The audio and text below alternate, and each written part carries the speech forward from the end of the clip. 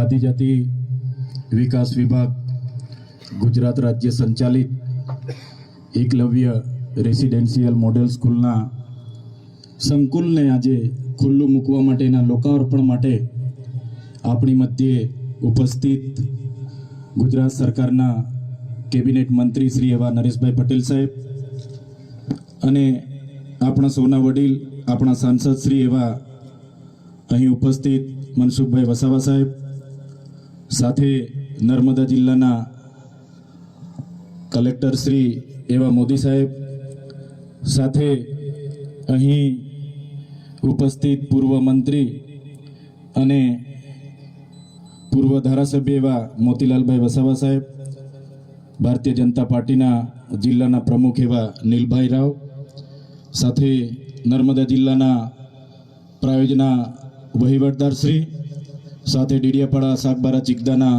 પ્રાંત અધિકારી શ્રી, મામલતદાર શ્રીઓ, તાલુકા વિકાસ અધિકારી શ્રીઓ સહિત પૂર્વ જિલ્લા પંચાયતના પ્રમુખ એવા મનજીભાઈ વસાવા, પર્યુષાબેન વસાવા, તમામ જિલ્લા પંચાયતના સભ્યશ્રીઓ, તાલુકા પંચાયતના પ્રમુખ, તાલુકા પંચાયતના સભ્યશ્રીઓ, સરપંચશ્રીઓ, તમામ સામાજિક સંગઠનના પાર્ટીઓના પદાધિકારીઓ, સાથે ICDSના અધિકારીગણ, જિલ્લાના વહીવટીતંત્રગણ, આંગણવાડી બહેનો, અહીંયા અભ્યાસ કરતા વિદ્યાર્થીઓ, મીડિયાના મિત્રો, પોલીસ અધિકારીઓ, આજના કાર્યક્રમમાં સૌને હું આવકારું છું. જે પ્રકારે આપણા વિસ્તારમાં શિક્ષણની જે ભૂખ હતી અને એ ભૂખ આ વિસ્તારમાં એકલવ્ય રેસિડેન્શિયલ મોડેલ શાળા ચાલુ હતી, ઘણા વર્ષોથી સાગબારા ખાતે ITIના મકાનમાં હતી અને સરકારને પણ બધાને પોતપોતાની જગ્યાએથી બધાએ પ્રયાસો કર્યા, રજૂઆતો કરી અને સરકારશ્રીએ ખૂબ સરસ માળખું સંકુલ અહીંયા આપણને બનાવી આપ્યું છે. અને બોયઝ અને ગર્લ્સ બંને 240ની કેપેસિટીવાળી 16 જેટલા ક્લાસરૂમ, લેબોરેટરી રૂમ, લાઇબ્રેરી, તમામ પ્રકારની સુવિધાઓથી સજ્જ આજે જ્યારે આપણને આપણા વિસ્તારમાં સંકુલ પૂરું પાડ્યું છે, આપણા વિદ્યાર્થીઓ, આવનારી પેઢીઓ અને પેઢીઓ અહીંથી ભણી ગણીને પોતાની કારકિર્દીનું નિર્માણ કરવાના છે, ત્યારે ગુજરાત સરકારના આ સાહસને અમે આવકારીએ છીએ, બિરદાવીએ છીએ. સાથે સાથે આપણી મધ્યે આજના આ પ્રસંગે ખુદ આદિજાતિના મિનિસ્ટર સાહેબ, મંત્રી સાહેબ ઉપસ્થિત છે, ત્યારે એમને પણ આપણે આવકારીએ છીએ. આગળ જ્યારે એમને મંત્રીપદ મળ્યું, મંત્રી થયા એના બાદ હું એમની સાથે રૂબરૂ 2 વખત મળ્યો. જઈએ છીએ, અમને પણ આવકારે છે, બેસાડે છે, સાંભળે છે. જે પણ આ વિસ્તારના પ્રશ્નો હોય, મેં શરૂઆતની મુલાકાત મંત્રી સાહેબ સાથે જે પોસ્ટ મેટ્રિક શિષ્યવૃત્તિની યોજના હતી 28/10/2024થી એક પરિપત્ર બહાર પાડીને એને જે પણ લોકો વેકેન્ટ કોટામાં હોય, મેનેજમેન્ટ કોટામાં હોય, એમના માટે બંધ કરી હતી. ફરી એકવાર પરિપત્ર જૂનની 24મીએ થયો, પુનઃ ચાલુ કરવાની, બહાલી કરવાની સરકારે જાહેરાત તો કરી પણ એ પેન્ડિંગ હતી. જ્યારે મંત્રી સાહેબે નવા શપથ લીધા, અમે ત્યાં વિદ્યાર્થીઓ સાથે બિરસા મુંડા ભવને ગયા. બિરસા મુંડા ભવનથી ફરી અમે આગેવાનોને સાથે રાખીને મંત્રી સાહેબને મળવા ગયા, એમને ધ્યાન દોર્યું અને મંત્રી સાહેબે અમે કીધું, સાહેબ અમે 15 દિવસ પછી આ ના થાય તો પાછું અમારે અહીંયા આવીને રચનાત્મક કાર્યક્રમો આપવા પડશે. પણ મંત્રી સાહેબે કીધું કે 15 દિવસ ના થાય, તમને આવું ના પડે એવી અમારી મહેનત છે, અમે આગળ પ્રયાસો કરીશું. અને એમણે 15 દિવસ પહેલાં જ એમણે પ્રેસ વાર્તા કરીને મોટી રકમ એવી 460 કરોડ આપણા બાળકોની શિષ્યવૃત્તિ બંધ કરી. ત્યારે એ નિર્ણય અમે લીધો. એમનું જેવું પ્રેસ કોન્ફરન્સ થયું અને સમાચારના માધ્યમોથી મને જાણવા મળ્યું, ભલે અમે અલગ વિચારધારા, અલગ પાર્ટીમાં હોઈએ, પણ મંત્રીશ્રીના પ્રેસ કોન્ફરન્સની 1 જ કલાક પછી મેં મંત્રીશ્રીના નિર્ણયને આવકાર્યો, એમનું સમર્થન કર્યું કે જે પણ અમારા નરેશભાઈ પટેલ સાહેબે જે નિર્ણય અમારા બાળકોના ભવિષ્ય માટે લીધો છે એમને હું આવકારું છું અને અમે ખુલ્લામાં એમને સમર્થન કરીશું. ત્યારે મંત્રી સાહેબનો પણ બધાના પ્રયાસો હતા, સાંસદ શ્રીઓના હતા, ધારાસભ્ય શ્રીઓના ધ્યાને રાખીને એમણે કર્યું. ત્યારે અમે એમના નિર્ણયને જાહેરમાં આવકાર્યો હતો ને એમને સમર્થન પણ કર્યું હતું. બીજા 3-4 મુદ્દે પણ અમે એમને બીજી વાર પણ મળ્યા હતા. સાહેબને તે પણ યાદ છે કે બીજી વાર પણ અમે મળ્યા હતા. સાહેબ સાથે આપણા વિસ્તારના બાળકોના ફૂડ બિલની પણ અમે ચર્ચા કરી હતી કે આશ્રમ શાળામાં ભણતા બાળકોને ફૂડ બિલમાં 2100 રૂપિયા મળે છે, પર ડેના 70 રૂપિયા મળે છે. તો બાળકો ખૂબ સારી રીતે ભણે, એની થાળીમાં પણ પૌષ્ટિક આહાર હોય, એ બાબતની અમે એમની સાથે ત્યારે પણ ચર્ચા કરી હતી. ખોટા જાતિના પ્રમાણપત્ર જે બીજા જ્ઞાતિના લોકોને આપવામાં આવે છે, અમે તે દિવસે મંત્રી સાહેબને સાથે બેસીને એની પણ પરામર્શ કર્યો હતો કે સાહેબ આમાં વિશ્લેષણ સમિતિ આગળ તપાસ કરતી નથી. હવે તમે છો, તમારા પર અમે અપેક્ષા લઈને બેઠા છે. તમારે એ ખોટા જાતિના પ્રમાણપત્ર લઈને જે પણ લોકો જે પણ કક્ષાએ હશે, નોકરીમાં હશે કે શિક્ષણમાં હશે, એવા લોકોને આપણે વિશ્લેષણ કમિટી દ્વારા શોધવા પડશે અને એ જે એમને જાહેર કરવા પડશે. એ પણ અમારી વાત હતી.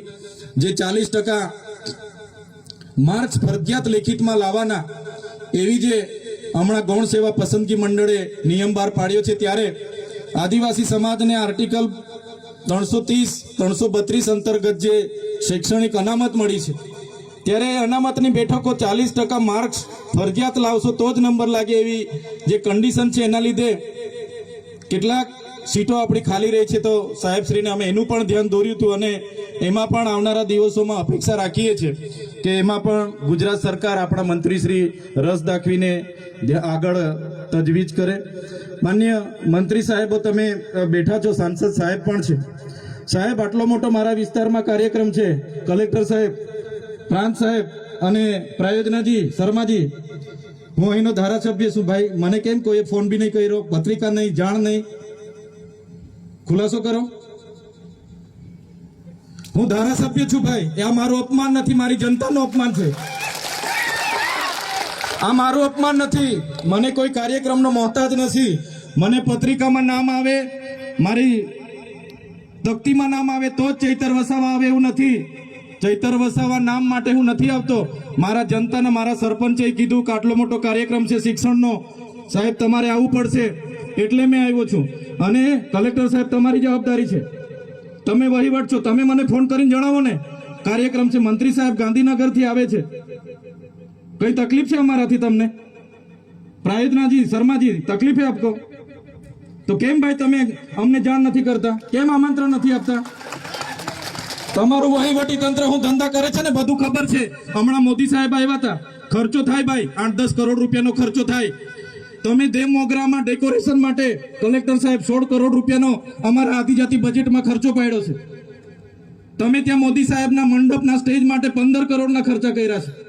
ટોયલેટ, મોબાઈલ ટોયલેટ માટે 2,40,000નો 2 કરોડ ને 40 લાખના તમે ખર્ચા પાડ્યા છે. નાસ્તા માટે 2 કરોડ ખર્ચા પાડ્યા છે. તમે ડોમ માટે 2 કરોડ ખર્ચા પાડ્યા, ચા માટે 2 કરોડ ખર્ચા પાડ્યા, બસ માટે 2 કરોડ ને 71 લાખ રૂપિયાનો ખર્ચો પાડ્યો. કેમ? અમે સવાલ પૂછીએ એટલે તમને નડીએ છે? તમારા મનમાં ધુમાડો હોય તો કાઢી નાખજો ભાઈ. બરાબર છે? આ જનતાના ટેક્સના પગારે આપણે બધા છે.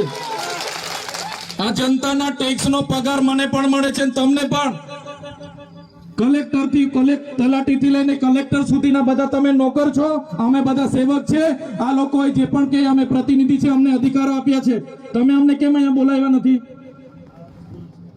ના સાહેબ, અમારે વિદ્યાર્થીઓ અમે કેવું પડે છે. અમને કઈ, તમે દર વખતે ચિકદામાં કીધું, દર વખતે આ જ પ્રશ્ન ઉભો કરો છો, દર વખતે આ જ પ્રશ્ન ઉભો કરો છો.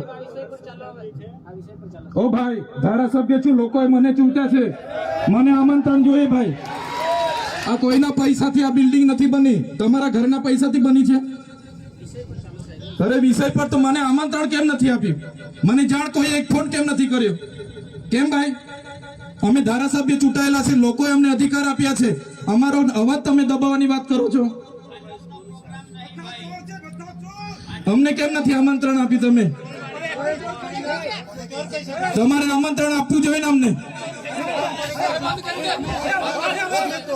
ઓ ભાઈ, બંધ કરી દેવાડો, મારા અધિકાર છે ભાઈ. તમે આવો, બંધ કરી દે એટલે, બંધ કરી દે એટલે આમંત્રણ કેમ નથી? બંધ કરી દે એટલે, બંધ કરી દે એટલે, બંધ કરી દો એટલે આમંત્રણ આપવું જોઈએ ને તમારે.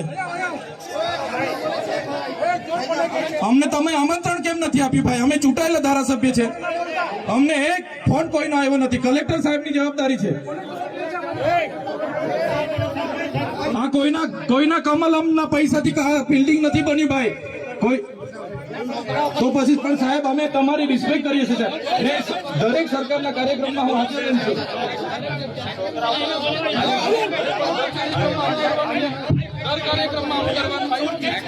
ભારત ભાઈ ચાલો શાંતિથી બેસી જાઓ, બધા બેસી જાઓ. એ ભાઈ બધા બેસી જાઓ, બધા બેસી જાઓ. ચાલો શાંતિથી બેસી જાઓ ભાઈ, આગળ નહીં, બેસી જાઓ શાંતિથી.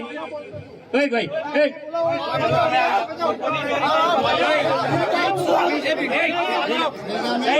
સાહેબ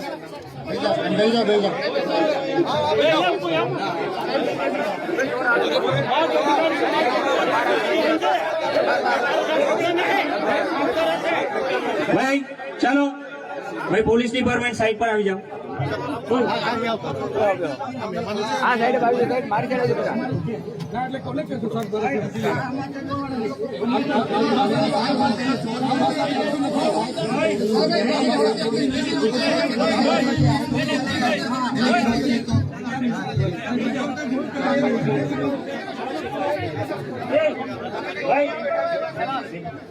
હાલો, આપણે શાંતિ રાખીએ છીએ ભાઈ. આ શિક્ષણ એ બધા માટે જરૂરી છે અને શિક્ષણનો કાર્યક્રમ છે. આપણે બધા ખૂબ શિક્ષિત છીએ ત્યારે આ સ્ટેજ પર આવ્યા છે. આપણે પણ એ જગ્યાએ હતા કે જે આપણા બાળકો બેઠા છે ત્યાંથી ભણતા એ આખો સમાજ આજે આ સ્ટેજ પર શિક્ષણ થકી આવ્યો છે. બિલકુલ શાંતિ રાખીએ. અને આપણી વચ્ચે આપણા માનનીય સાંસદ સભ્ય શ્રી મનસુખભાઈ વસાવા સાહેબને હું વિનંતી કરું છું, મહેરબાની કરીને પ્લીઝ કોઈ પણ તમે ભાઈ બે ઘડી એક શબ્દ આપણો આગ લગાડે એવું નહીં, શાંતિ રાખો. આ શિક્ષણનો છે. અહીંયા જે ડિગ્નિટીઝ છે, આપણા માનવંતા સાહેબો છે, આપણા ધારાસભ્ય હોય કે આપણા સાંસદ સભ્ય હોય, એ આપણા માનવંતા છે. એમની વાત સાંભળો, સમજો, ગમે તેમ બોલવાનું નથી આપણે. અને આ શિક્ષણનો કાર્યક્રમ છે. આદરણીય મનસુખભાઈ વસાવા સાહેબને હું વિનંતી કરીશ તેમના વિચારો રજૂ કરવા માટે.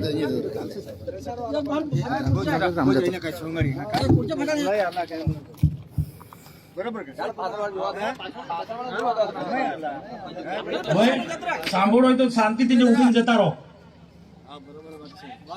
ભાઈ બંધ કર, તું બંધ કર, ઉઠ નીકળી જા. સાંભળો, શાંતિથી સાંભળો. અમે સાંભળ્યા કે નહીં સાંભળ્યા? ધારાસભ્યને સાંભળ્યા કે નહીં સાંભળી? ચાલ બે શાંતિથી, તું ઉઠી નીકળી જાવ, નહીં ગમતું હોય તો.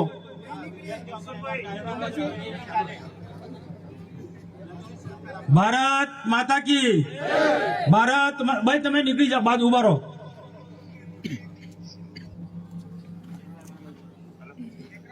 ભારત માતા કી વંદે વંદે. દેમોંગરા માતા કી, દેમોંગરા માતા કી જય. જય સીતારામ. આજે આપણે નર્મદા જિલ્લાનો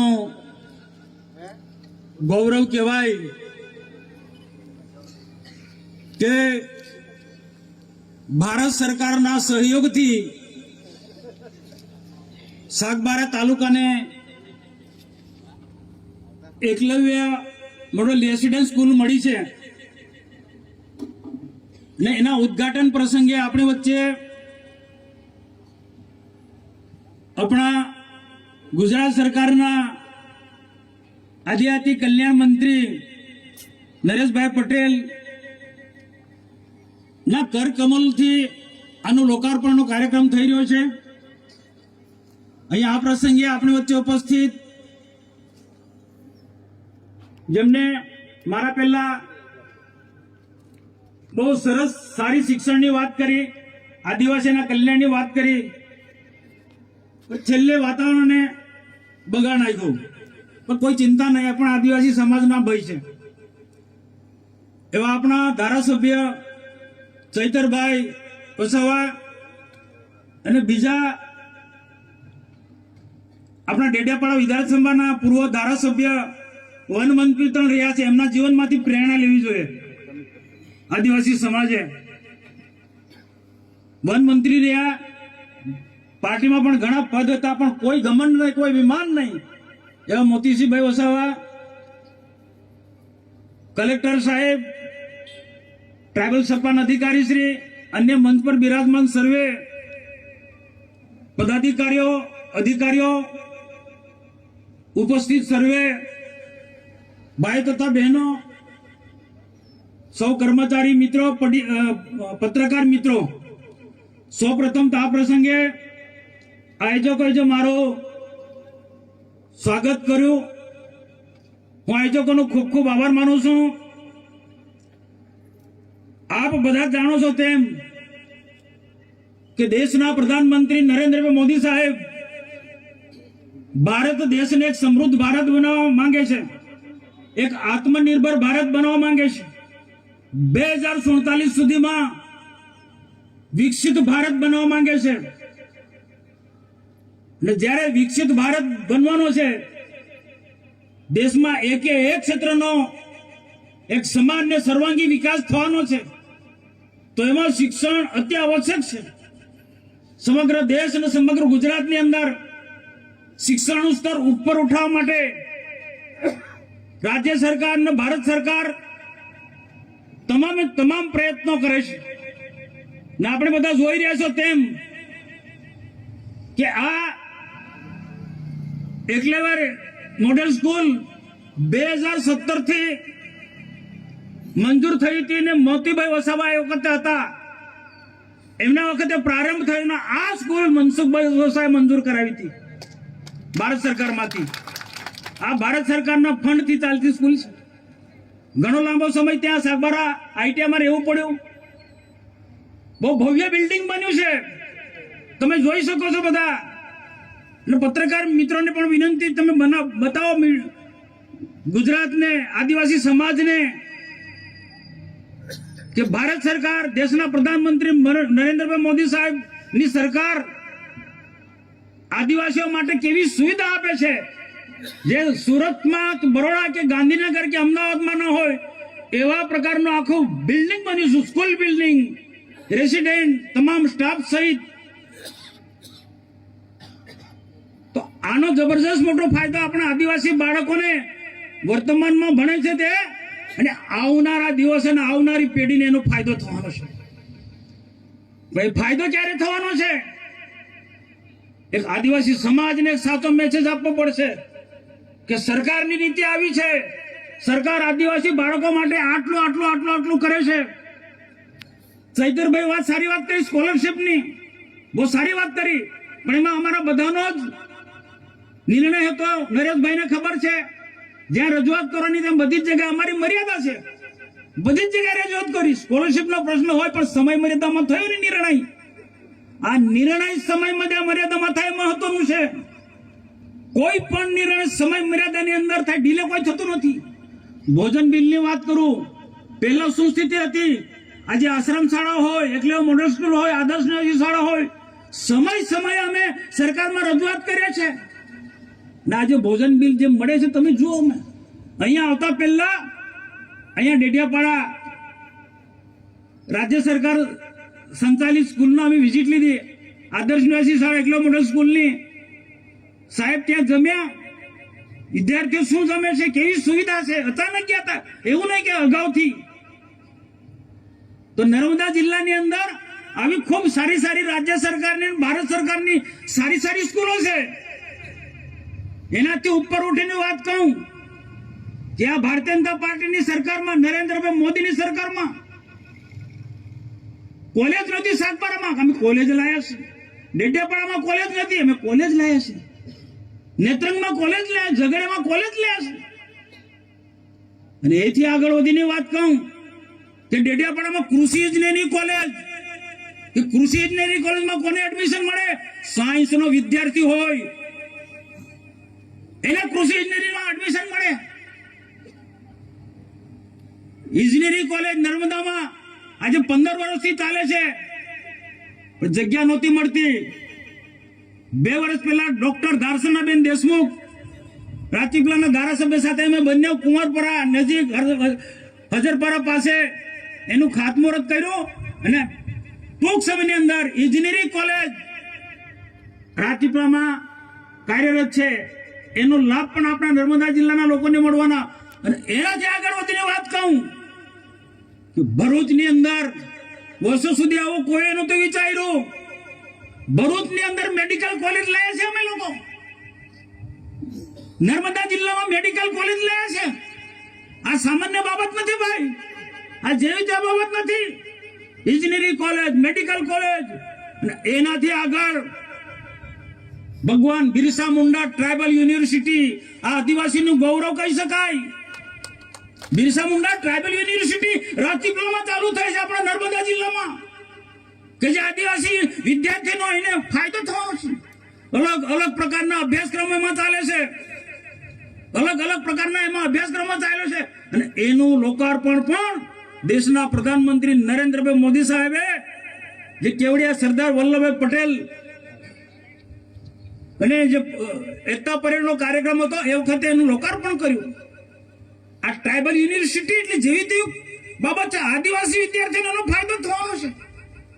આદિવાસી સમાજ ક્ષેત્રની અંદર કામ કરનારા લોકોને મારે કહું કે સમય સમય તમે વિઝિટ લો. ને રાજ્ય સરકાર ને ભારત સરકારે આવી જે અનેક પ્રકારની આદર્શ નિવાસી શાળાને અનેક પ્રકારની આપણને ભેટ આપી છે. વિકાસ કોને કહેશું? રોડ રસ્તા થઈ જાય, બિલ્ડિંગ બની જાય, એને વિકાસ નહીં. સાચો વિકાસ શિક્ષણ. શિક્ષણના ક્ષેત્રમાં સરકાર શું કામ કરે છે એ નોંધ લેવું પડશે. સારું શિક્ષણ હશે તો આદિવાસી સમાજના છોકરા ડોક્ટર બનશે, એન્જિનિયર બનશે, આઈએસ અધિકારી બનશે. આ આદિવાસીની દીકરી છે હળપતિ, મારે ના જાહેર ના કેવું છે, આદિવાસીની દીકરી છે, છેલ્લે બેઠી છે. આદિવાસીની દીકરી ભણી તો આઈએસ બની છે.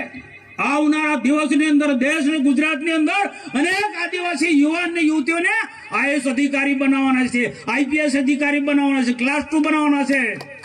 ને એ ધ્યેય સાથે સરકાર આગળ વધી રહી છે. એ ધ્યેય સાથે આગળ નવી શિક્ષણ નીતિમાં તમે જો. ને સમાજને પણ મારી વિનંતી છે, અહીંયા થકી મારે કેવું છે આદિવાસી સમાજને, જે નિંદા કરનારા લોકોને પણ મારે કેવું છે, નિંદા કરો, અમને કોઈ વાંધો નથી. નિંદાથી અમે બોધપાઠ લઈશું. કબીર સાહેબે શું કીધું છે? કબીર સાહેબે તો એવું કીધું કે નિંદા કરે એને હાથે રાખો. નિંદક નીરે રાખે આંગન કુટી સમાય, બિન પાણી બિન સાબુન મલમલ કાયા ધોઈ. પણ ટીકા ટિપ્પણી મર્યાદા હોય ભાઈ. ટીકા ટિપ્પણી એ પણ મર્યાદા હોય. કરો કોઈ વાંધો નહીં, પણ આપ સૌને બધાને મારે વિનંતી છે, ટીકા ટિપ્પણી કરે એમને પણ કે અમે સરકારે, રાજ્ય સરકારે, ભારત સરકારે જબરજસ્ત મોટી ભેટ આપી છે આપણા નર્મદા જિલ્લાને શિક્ષણ ક્ષેત્રે. આ કોલેજોમાં કોને એડમિશન મળવાના છે? મેડિકલ કોલેજમાં, એન્જિનિયરિંગ કોલેજમાં કોને એડમિશન મળવાનું છે? ટ્રાઇબલ યુનિવર્સિટીના સારા અભ્યાસક્રમો છે એમાં કોને એડમિશન મળવાનું છે? ઉચ્ચ કક્ષાના અભ્યાસક્રમમાં ક્યારે કોને એડમિશન મળવાનું? એના માટે આપણે પ્રાઇમરી કક્ષાથી 1 ધોરણથી 8 ધોરણ સુધી આપણે કાળજી રાખવી પડશે. આપણા બાળકોને ગુણવત્તાવાળું શિક્ષણ મળવું જોઈએ. અને ગુણવત્તાવાળા શિક્ષણની સાથે સાથે સંસ્કારી શિક્ષણ પણ. સંસ્કાર પણ તેટલા જરૂરી છે ભાઈ. આદિવાસી સમાજે શિક્ષણની પણ તેટલી જરૂર છે ને સંસ્કારની પણ જેટલું છે. તો આ જે મોડલ સ્કૂલ ખુલી છે, પણ અહીંયા કોને એડમિશન મળવાનું? આપણી ઈચ્છા છે કે ગરીબમાં ગરીબ બાળકને પણ અહીંયા એડમિશન મળવું જોઈએ. ગરીબમાં ગરીબ બાળકને પણ આવી જે સ્કૂલો છે એમાં એડમિશન મળવું જોઈએ. અને આવી સ્કૂલોમાં સારું શિક્ષણ પ્રાપ્ત કર્યા પછી અહીંનો ભણેલો વિદ્યાર્થી નોટ કરજો, અહીંનો ભણેલો વિદ્યાર્થી ટ્રાઇબલ યુનિવર્સિટીમાં એડમિશન મેળવી શકશે, મેડિકલ કોલેજમાં એડમિશન મેળવી શકશે, નર્મદામાં મેડિકલ કોલેજ ભરૂચમાં એડમિશન મેળવી શકશે, ઇજનેરી કોલેજમાં એડમિશન મળી શકશે, ઉચ્ચ કક્ષાના અભ્યાસક્રમોમાં એડમિશન મળી શકશે. અને તંત્રને પણ હું કહું છું, અહીંયા પૂરતો નહીં, દરેક જગ્યાએ હું કહું છું, જ્યાં જ્યાં આવા પ્રકારની સ્કૂલો ચાલતી હોય ત્યાં બધે જ જગ્યાએ વહીવટી તંત્રને મારી વિનંતી છે કે આમાં અભ્યાસ કરેલો વિદ્યાર્થી પાવરફુલ બનવો જોઈએ કે એને એડમિશન મળે છે, એની પરીક્ષા લેવાય, ક્રીમ છોકરાને એડમિશન મળે છે. મેં ભારત સરકારનો મંત્રી હતો, અનુભવ અભ્યાસ કર્યો છે કે ક્રીમ છોકરાને આવા સ્કૂલોની અંદર એડમિશન મળે ને જ્યારે 10મા ધોરણમાં અને 12મા ધોરણમાં બહાર પડે ત્યારે પાવરફુલ તમામ રીતના સક્ષમ રીતના બહાર પડવો જોઈએ. એ બહાર પડે તો એ જે લાઈનમાં જવા માંગતો હોય, મેડિકલમાં, એન્જિનિયરિંગમાં, આઈએમના અભ્યાસક્રમના ઉચ્ચ કક્ષાના અભ્યાસક્રમમાં જ્યાં પણ જવું હોય, આઈએએસ ની પરીક્ષા, આઈપીએસ ની પરીક્ષા કે બેંકોની પરીક્ષા, રેલવેની પરીક્ષા, ઓએનજીસી ની પરીક્ષા, આવી પરીક્ષાઓમાં સરળતાથી પાસ થાય એવા પ્રકારનું શિક્ષણ મળવું જોઈએ. ને મને વિશ્વાસ છે કે મળશે, એ મળશે. ને એના માટે વાલીઓ પણ જાગૃત થવું પડશે.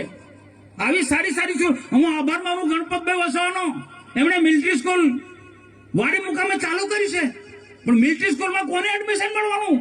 આ દિમાગ કોઈ દોડાવે છે? આવી રીતના કોઈ મંથન કરે છે? એમાં પણ 1 થી 8 ધોરણનું પ્રાઇમરી કક્ષાનું શિક્ષણ જેનું સારું હશે, ગુણવત્તાવાળું શિક્ષણ હશે, એને એડમિશન મળવાનું છે. આ એંગલથી આદિવાસી સમાજે વિચાર કરવાનો છે. આ એંગલથી આપણે મંથન કરવાનું છે. આદિવાસી સમાજને ઉપર ઉઠાવવો છે. 2047 સુધીમાં આ દેશ વિકસિત થવાનો છે, વિકસિત ભારત બનાવવાનો છે. અમેરિકાની હરોળમાં, ચાઇનાની હરોળમાં આ ભારત આવવાનો છે. કોઈ તાકાત નથી આ રોકી શકે. ને એ પ્રકારે મોદી સરકાર ને રાજ્ય સરકાર કામ કરી રહી છે. તેમાં આપણે નર્મદા જિલ્લો કે આદિવાસી સમાજ પાછળ ના રહી જાય એના માટે આપણે ચિંતા વ્યક્ત કરવાની છે, એના માટે મંથન કરવાનું છે. અને હું આશા રાખું કે અહીંયા બધા જ લોકો આ વિભાગ સાથે જોડાયેલા અધિકારીથી માંડીને શિક્ષક મિત્રોને બધાને જ કે દેશના પ્રધાનમંત્રી નરેન્દ્ર મોદી સાહેબ આદિવાસી સમાજને ઉપર ઉઠાવવાનો પ્રયત્નો કરી રહ્યા છે. એક જ્યારે ગુજરાતના મુખ્યમંત્રી હતા ત્યારે શાળા પ્રવેશનો કાર્યક્રમ ચલાવ્યો, કન્યા કેળવણી મહોત્સવનો કાર્યક્રમ ચલાવ્યો અને 3 દિવસ સુધી ડેડિયાપાડામાં હતા. મારા મોતીભાઈ એમની સાથે હતા, અમે બધા સાથે હતા. આવું કોઈને વિચાર આવ્યો તો ભાઈ? ભૂતકાળમાં કોઈ મુખ્યમંત્રીને આવો કઈ વિચાર આવ્યો તો કે આદિવાસીનું શિક્ષણનું સ્તર ઉપર ઉઠાવવા માટે આ શાળા પ્રવેશો, કન્યા કેળવણી મહોત્સવનો કાર્યક્રમ થાય? ગામડામાં મંત્રીઓ, સેક્રેટરીઓ, આઈએસ અધિકારીને 3 દિવસ સુધી દોડાયા. આ સામાન્ય બાબત નથી ભાઈ. આદિવાસી સમાજે આની નોંધ લેવી પડે, પ્રધાનમંત્રીનો આભાર માનવો પડે. ને શાળા પ્રવેશોના કન્યા કેળવણી મહોત્સવના કારણે આખા ગુજરાતની અંદર ક્રાંતિ આવી છે. શિક્ષણના ક્ષેત્રે ક્રાંતિ આવી. દીકરા પણ ભણતી થઈ છે. મોદી સાહેબે કે દીકરીને પણ ભણાવો, કન્યા કેળવણી મહોત્સવનો અભિયાન ચલાવો. આખા ગુજરાતની અંદર દીકરીઓ ભણતી થઈ છે. આ સામાન્ય બાબત નથી. શિક્ષણના ક્ષેત્રે ક્રાંતિ આવી છે. ઠીક છે કે નાની મોટી ક્ષતિ હશે, પણ સમયની સાથે એક ક્ષતિ પણ દૂર હશે. ધ્યાન દોરો, યોગ્ય રીતના સરકારને ધ્યાન દોરો. દેશના પ્રધાનમંત્રી નરેન્દ્ર મોદી આવ્યા, મારે કેવું નતું, પણ જવાબ ચૈતરભાઈ છે એટલે જવાબ આપવો પડે. સરદાર વલ્લભભાઈ પટેલનો જન્મદિવસ ઉજવવા માટે સરદાર વલ્લભભાઈ પટેલના જીવનમાંથી આપણે બોધપાઠ લેવાનો છે દેશવાસીઓ. અને એકતાનો બોધપાઠ આપવા માટે અખંડ દેશ છે એ જળવાઈ રહે, રાષ્ટ્રીય ભાવના લોકોમાં જાગૃત થાય. દેશવાસીઓ એ સરદાર વલ્લભભાઈ પટેલના જીવનમાંથી પ્રેરણા લે એટલે એકતા પરેડનો કાર્યક્રમ યોજાયો. આ એકતા પરેડનો કાર્યક્રમ લાલ કિલ્લામાં જે દિલ્હીમાં થાય એવા પ્રકારનો કાર્યક્રમ થયો. જેવું તેવું નહીં, વરસાદ હતો, વરસાદની વચ્ચે પણ આ કાર્યક્રમ થયો. જોનારા લોકોને રેનકોટની વ્યવસ્થા કરી, લોકોને તકલીફ ના થાય. અદ્યતન પ્રકારના ટોયલેટની સુવિધા કે નર્મદા કિનારો હતો, ગંદકી ના થાય, બીજું કોઈ ટીકા ટિપ્પણી ના થાય. એટલે સ્વચ્છતાને ધ્યાનમાં રાખીને અદ્યતન પ્રકારના ટોયલેટ ની ત્યાં સુવિધા કરવામાં આવી છે. દૂર દૂરથી અલગ અલગ પ્રાંતમાંથી, રાજ્યમાંથી, કર્ણાટક, આંધ્રપ્રદેશ થી માંડી, ઓરિસ્સાથી માંડીને, છત્તીસગઢ થી માંડીને, રાજસ્થાન, મધ્યપ્રદેશ, મહારાષ્ટ્રથી અલગ અલગ આખા દેશના અલગ અલગ રાજ્યોમાંથી લોકો આવ્યા હતા. અલગ અલગ કૃત્ય લઈને આવ્યા હતા. મિલિટરીના જવાનો આવ્યા હતા, પોલીસના જવાનો આવ્યા. એની પરેડ તમે જો, એકતા પરેડ આખા દેશે નોંધ લીધી છે. વિશ્વના લોકો એની નોંધ લીધી છે એકતા પરેડની.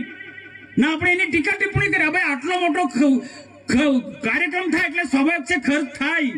થવાનો ખર્ચ ને દેશના પ્રધાનમંત્રી કોઈ પણ ભૂતકાળના આવા કાર્યક્રમો તમે જોજો ભાઈ. બિરસા મુંડા એ પછી એકતા પરેડના કાર્યક્રમ 15 જ દિવસની અંદર ડેડિયાપાડા બિરસા મુંડા ભગવાનનો જન્મદિવસ ઉજવવાનો નિર્ણય કર્યો. અમે કહ્યું હતું મોદી સાહેબને, સાહેબ બિરસા મુંડાનો જન્મદિવસ, તમે બીજા અલગ અલગ સ્ટેટની વાત થતી, તમે કહ્યું સાહેબ બિરસા મુંડાનો જન્મદિવસ ડેડિયાપાડામાં ઉજવો, દેવમોંગરાના સાનિધ્યમાં ઉજવો. કે જે દેવમોંગરા જે છે આદિવાસીની કુળદેવી છે. ગુજરાત, મહારાષ્ટ્ર, મધ્યપ્રદેશ, રાજસ્થાન અલગ અલગ સ્ટેટના લોકો ત્યાં દર્શન માટે આવે છે. ના આદ્યાશક્તિ જગદંબાનું સ્વરૂપ છે. દુનિયાને બતાવવું છે કે આદિવાસીઓ પણ આદ્યાશક્તિની ઉપાસના કરે છે. કુળદેવી એમની દેહ મોંગરા છે, શક્તિની ઉપાસના કરે છે. અમારી વાત સાંભળીને અહીંયા 15 જ દિવસમાં નિર્ણય કર્યો કે ડેડિયાપાડામાં બિરસા મુંડા જન્મ જયંતિનો કાર્યક્રમ ઉજવવો છે. બાકી આ કાર્યક્રમ આસામમાં બનતો હતો. નરેશભાઈને ખબર છે, મોતીભાઈને ખબર છે. મેં રોકાયો છે. મનસુખ વસાવે વિનંતી કરી મોદી સાહેબને કે સાહેબ ડેડિયાપાડામાં કોઈ ડરતી નથી, કોઈ ડરતી નથી. એક મેસેજ આપવો હતો. અને બીજી કોમ ઇતિહાસ બોલે છે, ઇતિહાસ બોલે છે. કોઈ પ્રૂફ આપે કે બિરસા મુંડાની ઓળખ કોને આપી ભાઈ? 15-20 વર્ષ પહેલા બિરસા મુંડાને કોણ ઓળખતું હતું? 15-20 વર્ષ પહેલા બિરસા મુંડાને કોઈ ઓળખતું નતું. પણ બિરસા મુંડાની આખા દેશને ઓળખ આપી હોય, ફક્ત આદિવાસી સમાજ નહીં સમગ્ર સમાજને ઓળખ આપી હોય તો ભારતીય જનતા પાર્ટી નરેન્દ્રભાઈ મોદી સાહેબે ઓળખ આપી છે ભાઈ. હું ભારત સરકારનો મંત્રી હતો. અમે ભારત સરકારની ટીમ સાથે અમે બિરસા મુંડાના જન્મ સ્થળ પર અમે ગયા છે. 3 દિવસ સુધી એ વિસ્તારની અંદર અમે ફર્યા છે અને બિરસા મુંડાનું આખું જીવન ચરિત્ર કઈ રીતના છે એનો અભ્યાસ કર્યો છે. ઠીક છે, આખો દેશ જોડાય છે, બિરસા મુંડાના જીવનમાંથી પ્રેરણા આપણે લઈ રહ્યા છે. તો એ બિરસા મુંડાને ભગવાન કેમ માને છે? આજે બિરસા મુંડાને ભગવાન કેમ માને છે? ને દેશના પ્રધાનમંત્રીના શબ્દો તમે જોજો, ભગવાન બિરસા મુંડા કહે છે. ક્રાંતિકારી હતા, ક્રાંતિવીર, પણ ક્રાંતિ શબ્દ નથી બોલતા ભગવાન બિરસા મુંડા. કારણ કે એમનું વ્યક્તિત્વ એવું હતું. અંગ્રેજોની સામે લડાઈ લડ્યા, તીર કામઠાની સેના તૈયાર કરી, પણ સાથે સાથે એમનું વ્યક્તિત્વ એવું હતું કે ગમે એટલો કોઈ બીમાર વ્યક્તિ હોય તો એને દવા આપે, ઔષધિ આપે, 2 દિવસની અંદર 3 દિવસની અંદર એ મટી જાય. એ પ્રકારનું વ્યક્તિત્વ હતું ને આ કાર્યના કારણે એમને લોકો ભગવાન માનતા હતા. તો એ બિરસા મુંડાનો જન્મ દિવસ ઉજવવાનો ડેડિયાપાડામાં નિર્ણય કર્યો. અને આપ બધા જાણો છો તેમ 1 લાખ સમાઈ શકે એટલો ડોમ બન્યો. કેમ ભાઈ? બીજા બધી જગ્યાએ બધા શહેરી વિસ્તારમાં ડોમ બને, એવો ડેમ આદિવાસી વિસ્તારમાં ડોમ ના બનવો જોઈએ? આદિવાસીઓ સારા ડોમમાં ના બેસી શકે? આદિવાસીઓ એક સારા ડોમમાં બેસે એના માટે પણ આગ્રહ અમારો હતો. સામાન્ય મંડપ નહીં જોઈએ, પ્રધાનમંત્રી આવે છે તે ડોમ સારો હોવો જોઈએ. ને તમે જોજો, ટીવીમાં જોયો છે કેટલો બફકાદાર આખો ડોમ હતો.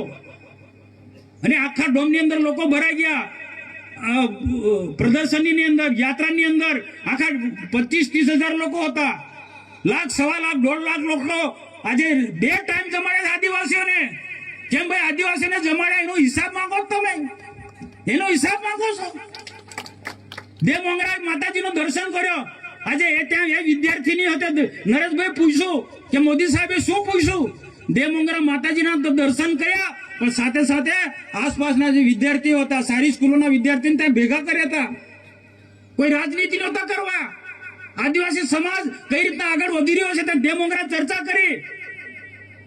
એવા સ્ટુડન્ટો સાથે અમે વાર્તાલાપ કર્યા કે મોદી સાહેબે શું બોલ્યું? તો મોદી સાહેબે શું કે આદિવાસી સમાજ માટે સરકાર અમે આટલું બધું ખર્ચ કર્યા છે, આટલી સારી સુવિધા, સારા બિલ્ડિંગો બનાવે, તમે શું બનવાના છો? તો દીકરીઓ કીધું અમે IAS અધિકારી બનીશું, અમે ડોક્ટર બનીશું. ને એ દેવ મોંગરા ત્યાં ગયા, ત્યાં પણ 3 હેલિપેડ બન્યા. સ્વાભાવિક છે, પ્રધાનમંત્રી છે ભાઈ, સન્માનીય નેતા છે, એના માટે હેલિપેડ બને. એ રીતના ડેડિયાપાડામાં હેલિપેડ બને 3. ને લોકોને લાવવા માટે કેમ આદિવાસીને ટેમ્પા એક્ટમાં લઈ જાય? અમે આગ્રહ રાખ્યો છે, ટેમ્પાની વ્યવસ્થા અમે ના પાડી હતી. ટેમ્પા નહીં, બસ મૂકો. મારા આદિવાસીઓ માટે પણ બસની સુવિધા કરો. અને આદિવાસીઓને અહીંયા એટલે કોઈ ભાજપના આટલા કાર્યકર્તા નહોતા. મેં સરકારી વહીવટી તંત્રને કીધું, ગામમાં જે પણ લોકો હોય બિરસા મુંડાના જીવનમાંથી જેને પ્રેરણા લેવી હોય એવા લોકોને લઈ આવ્યો. ને એવા લોકો અહીંયા આવ્યા છે ડેડિયાપાડામાં. એવા લોકો જે બિરસા મુંડાની ઓળખ આપી મોદી સાહેબે. ને આવનારા દિવસોમાં બિરસા મુંડાએ શું કીધું? આદિવાસીનો સાચો વિકાસ કરવો હોય, અંગ્રેજોની સામે લડતા એમને એવું કહ્યું છે. આ વાત બધા લોકો શીખવાની છે. અંગ્રેજોની સામે લડ્યા પૂરી તાકાતથી, ભીલ સેના, તીરકામઠાવાળી સેના, પણ સાથે સાથે એમને એવું કહ્યું છે આદિવાસીનો સાચો વિકાસ 25 વર્ષની વયે, એ વખતે દેશ આઝાદ પણ નહોતો થયો, એ વખતે બિરસા મુંડાએ એવું કહ્યું હતું કે દેશ તો આઝાદ થશે પણ આદિવાસી સાચો વિકાસ કરવો હશે તો કેટલાક કુરિવાજો છે, કેટલીક અંધશ્રદ્ધાઓ છે, કેટલાક વ્યસનો છે, એ ત્યજવા પડશે અને સારું શિક્ષણ લેવું પડશે, ગુણવત્તાવાળું શિક્ષણ લેવું પડશે. અંગ્રેજી શિક્ષણની હિમાયત કરી હતી અમને. અને એ બેઝ પર આજે ભારતીય જનતા પાર્ટીની સરકાર, રાજ્ય સરકાર ને ભારત સરકાર આગળ વધી રહી છે. બિરસા મુંડાએ કહ્યું છે શિક્ષણ પર ભાર મૂક્યો છે. આદિવાસીનો ત્યારે જ વિકાસ થવાનો છે. કુરિવાજો છે, અંધશ્રદ્ધા છે, કેટલાક વ્યસનો, ખોટા વ્યસનો છે, એ છોડી અને શિક્ષણ તરફ ધ્યાન આપવું પડશે. આ બિરસા મુંડાએ વાત કરી છે. અને આ વાત કહેવા માટે ડેડિયાપાડાની ધરતી પર દેશના પ્રધાનમંત્રી આવ્યા હતા. હિસાબ માંગો કોઈ વાંધો નથી, પણ છાસવારે સોશિયલ મીડિયામાં, ટીવીમાં અને હિસાબ આપો, હિસાબમાં ભાઈ આખા પ્રધાનમંત્રી નહીં, આદિવાસી સમાજનો અપમાન છે. આ સમગ્ર આદિવાસી સમાજનું અપમાન છે, બરોબર નથી. મને કોઈની ટીકા ટિપ્પણી કરવામાં મને એ રસ બી નથી, પણ કોઈ ટીકા ટિપ્પણી કરતો હોય તો એને જવાબ આપવાની અમારી ફરજ છે. સમાજની અંદર લોકોમાં કોઈ ગેરસમજ ઊભી થતી હોય તો એ દૂર કરવાની અમારી ફરજ છે. ભાઈ પ્રધાનમંત્રી આવે, ભાઈ પ્રધાનમંત્રી આવે તો એ પ્રકારનો કાર્યક્રમ બનવો જોઈએ કે નહીં? અને આદિવાસી વિસ્તારની અંદર આદિવાસી વિસ્તારને જમાયા છે, બે ટાઈમ જમાડ્યા છે, તમામ પ્રકારની સુવિધા આપી છે, લાવવા લઈ જવાની બધી સુવિધા આપી છે. બહારની જે ટીમો આવી છે, બિરસા મુંડાના પરિવારના લોકો અહીંયા આવ્યા છે. અલગ અલગ રાજ્યોની સાંસ્કૃતિક આદિવાસી ટીમો અહીંયા ડેડિયાપાડામાં આવી છે ને નૃત્યો એમને કર્યા છે. આદિવાસી અલગ અલગ નૃત્યો અહીંયા બચાવ્યા છે એમને એમ કોઈ રાજનીતિ કરવા માટે કેવડિયાનો કાર્યક્રમ નથી બન્યો કે પછી ડેડિયાપાડાનો કાર્યક્રમ નથી બન્યો. બંને કાર્યક્રમમાં સરદાર વલ્લભભાઈ પટેલનો એકતા પરેડનો કાર્યક્રમ પણ રાષ્ટ્રીય પર્વ હતો ને બિરસા મુંડાનો પણ કોઈ રાજકીય પાર્ટીનો કાર્યક્રમ નહીં, રાષ્ટ્ર વિચારધારાનો ભરેલો કાર્યક્રમ હતો. જેમાંથી આવનારા દિવસોમાં 2047માં દેશ વિકસિત ભારત બનવાનો છે. તો આ બંને મહાપુરુષોમાંથી દેશવાસીઓ પ્રેરણા લે. સરદાર વલ્લભભાઈ પટેલ અને બિરસા મુંડાના જીવનમાંથી પ્રેરણા લે દેશવાસીઓ. એટલા માટે બંને મોટા કાર્યક્રમ કર્યા. તો આજના પ્રસંગે મારે ઉપસ્થિત સર્વેને મારે નમ્ર વિનંતી છે, પોલીસ જવાનો પણ અહીંયા ઉપસ્થિત છે, કાયદો અને વ્યવસ્થા જાણો, તમે ખૂબ મહેનત કરો, તમારા છોકરાની પણ ચિંતા કરજો ભાઈ. તમારા છોકરા પણ સારું ભણે, આવી સ્કૂલોમાં મોકલો, આઈએસ અધિકારી બને, આઈપીએસ અધિકારી બને, કલેક્ટર બને, ડીએસપી બને. તમે ભાઈ આ ગરીબ આદિવાસીનો છોકરો કલેક્ટર ડીએસપી ના બને, આ દીકરી બની આઈએસ. તમે પણ તમારા છોકરાને ભણાવો. કોઈ પણ પ્રકારના નાના મોટા કર્મચારી હોય, આવી સ્કૂલોનો ફાયદો લો. સરકાર ખૂબ મોટી ભેટ આપે. અને આવનારા દિવસોમાં જ્યાં પણ શિક્ષણના ક્ષેત્રમાં કંઈક પણ ઘટતું હશે ને, તો રાજ્ય સરકાર ને ભારત સરકાર કટિબદ્ધ છે એ ઘટે છે પૂર્તતા કરવા માટે. ધ્યાન દોરો યોગ્ય રીતના, સમજદારીપૂર્વક આપણે બધા સૌ સાથે મળીને આદિવાસી વિસ્તારનો નર્મદા જિલ્લાનો વિકાસ કરીએ, એ વાત સાથે મારી પૂર્ણ કરું. સોની નમસ્કાર. ભારત માતા કી જય હિન્દ. ખૂબ ખૂબ આભાર આદરણીય મનસુખભાઈ વસાવા સાહેબ. એમની વાકછટાથી આપણા સમાજના શિક્ષણ માટેની જે ચિંતા કરી છે એ બે વાતને ફરીથી જોરદાર તાળીઓથી આપણે વધાવી લઈએ મિત્રો. અને હવે આપણી વચ્ચે આપણા માનવંતા આજના કાર્યક્રમના અધ્યક્ષ અને ગુજરાત સરકારના આદિજાતિ વિકાસ વિભાગના મંત્રી શ્રી આદરણીય નરેશભાઈ પટેલ સાહેબને આપણે વિનંતી કરીએ. આપણા ભારત માતા કી. કેમ મને નથી સાંભળવાના?